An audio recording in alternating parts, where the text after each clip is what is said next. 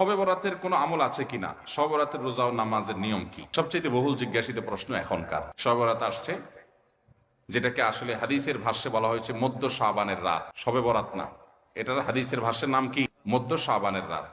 এই মধ্য শাবানের রাত বা মধ্য শাবানের রজনী, এই রাতে যেটাকে আমরা শবে বরাত বলি, এই রাতের নামাজের নিয়ম, কয় রাকাত পড়তে হবে, কোন রাকাতে কোন সূরা কতবার পড়তে হবে, এটা বহুল জিজ্ঞাসিত একটা প্রশ্ন। এবং এ ব্যাপারে আমরা অনেকে জানি যে শবে বরাতের রাকা নামাজে এত রাকাত পড়তে হবে, সেখানে সূরা কুল হু আল্লাহু ইখলাস এতবার পড়তে হবে, ইত্যাদি ইত্যাদি। লাইলাতুল কদর ছাড়া অন্য যে সমস্ত রাতের ফজিলত আছে, এর মধ্যে 10টা রাতের কথা আল্লাহ তাআলা শপথ করেছেন, ওয়াল ফাজরি ওয়া লায়ালিন আশর। সে 10টা রাত হলো জিলহজের প্রথম দশক। খবর নেই আমাদের দেশে মানুষের যে রাতগুলোর শপথ আল্লাহ কোরআনে করছেন, কত ফজিলতপূর্ণ, কিন্তু জিলহজের প্রথম দশকের রাতের কোন বিশেষ ফজিলতের কথা আমরা কয়জনে জানি? যাই হোক, মধ্য শাবান রজনীর কথা আমরা বেশি জানি, শুধু না সবচেয়ে বেশি আমরা এ রাতে ইবাদত বন্দেগীর চেষ্টা করি। সবচেয়ে বেশি চেষ্টা তো হওয়া উচিত হলো লাইলাতুল কদরে। এর পাশাপাশি যদি কেউ মধ্য শাবানের রাতে আল্লাহ তাআলার ক্ষমা লাভের চেষ্টা করে, সেটা দর্শনীয় না, সেটা জায়েজ। এই রাতের এতটুকু ফজিলত অবশ্যই প্রমাণিত যে আল্লাহ রাব্বুল আলামিন এই রাতে হিংসুক ছাড়া,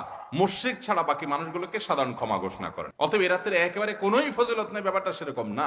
বিভিন্ন হাদিসের আলোকে এইটুকু অন্তত সাব্যস্ত হয় যে আল্লাহ তাআলা হিংসুক এবং আপনার মুশরিক ছাড়া, মানুষের পিছিয়ে লাগে শত্রুতা, এই মানুষরা বাকি মানুষ থেকে মাফ করে। তাহলে মধ্য শাবানের রাত বা যেটাকে শবে বরাত বলছি আমরা, এই রাতের মূল আমলই হলো, এটাকে কেন্দ্র করে মূল আমলই হলো নিজেকে শিরক এবং হিংসা থেকে পরিচ্ছন্ন করা, সাধারণ ক্ষমার উপযুক্ত করা। এটা হলো মূল আমল, বাস। এর বাইরে আপনি ক্ষমা লাভের জন্য যদি চেষ্টা করেন, সেটা কোনো দর্শনীয় বিষয় নয়। তবে এই রাতকে কেন্দ্র করে বিশেষ ফরম্যাটে নামাজ, রাত জেগে, তারপর বিশেষ ফরম্যাটে ইবাদত, এই সূরা এতবার, এই নামাজ এত রাকাত, এরকম কোনো কথা কোরআন হাদিসে বর্ণিত হয়নি।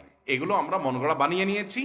এবং যদি এরকম কোনো ফরম্যাট আমরা ঠিক করে নিয়ে সেভাবে ইবাদত করাটাকে আমরা এ রাতের আমল, শরিয়া সিদ্ধ আমল মনে করি বা সুন্নাহ আমল মনে করি বা কোনো নির্দিষ্ট আমল মনে করি, তাহলে বেদাতে পর্যবসিত হবে।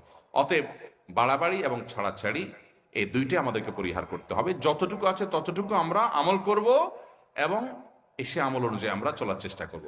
শবে বরাতে সবচেয়ে বেশি মানুষ মসজিদে কেন ভিড় জমায় বলেন তো?